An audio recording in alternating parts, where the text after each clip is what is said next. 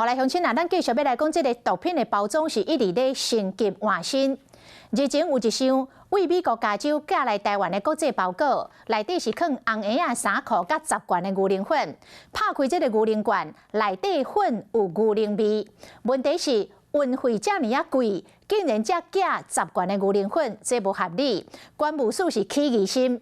果然，经过刑事局用一种真特殊的科学的仪器鉴定了后，这个粉竟然全部拢是第2级的毒品安非他命，会使造成5万包的毒咖啡，摕出去卖，会当卖到4000万。啊，这个嘛，因为有这种科学的仪器来鉴毒，才顺利来查到这批的毒品。拍开国外包裹，内底有红颜的衫裤，佮10罐牛奶粉。上网络一个查，真正有咧卖车，看起来是无啥问题。不过开这么济运费，专讲为美国加州空运来台湾，搁再安怎讲嘛是袂好，嘛互关务署起摇旗，该送到刑事局鉴定，才发现这全部拢是毒品。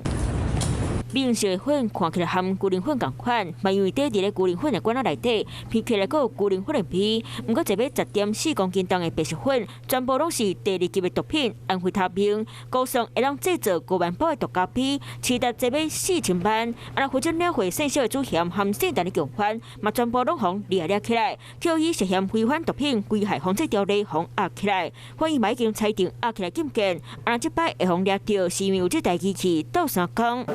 试开关无到几分钟的时间，就随显示出是咖啡因。这台就是老板跟普奇透过红根玻璃球收集反射光的波长，机器对含一尾正万笔的资料做比对，检测毒品。若鉴定时间真紧，慢慢跳开包装，慢慢去挖到毒品，得当侦测得毒。刑事局一直更新资料库，就含8种有毒的物质，卖当做检测。也不限于这个毒品的部分，像化学的药品或是边境上面的这些关注物的物质，或者是甚至一些你说的这个爆裂物的这个原料等等，都是可以透过这样的设备。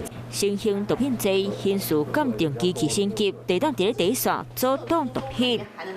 Hello， 我是林明瑞。想要抢先掌握最及时的新闻资讯吗？赶快订阅、按赞、开启小铃铛，锁定我们华视新闻的 YouTube 频道。